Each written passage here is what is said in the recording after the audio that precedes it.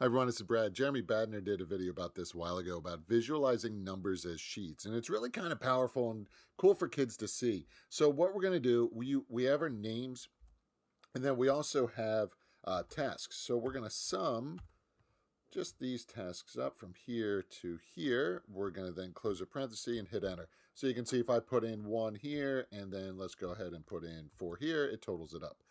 Now, but we want emojis to come up as well for students to see. So we're going to put in equals, REPT, then we're going to put a parenthesis, and then we're going to put in a quote or a quotation mark. For Sherlock Holmes, let's go ahead and paste in magnifying glass. Now, you're going to have to close it out with a quote, but then you want to put in a comma, and then in this example, it's going to be G2. So G2, and then parenthesis, and you have 5. How cool is that?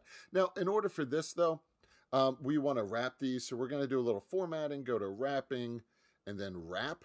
So if we put in, let's just say we put in 10 here, you can see it gets a little larger. Now, let's do the same thing, but in this one, let's do it with Gandalf. Why not? So here, let's go down to Gandalf. So we're going to here, though, I'm going to drag all these down.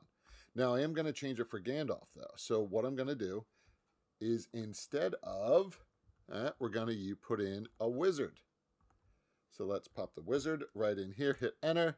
Now, with Gandalf, let's go ahead. Let's do 5, 6. How cool is this?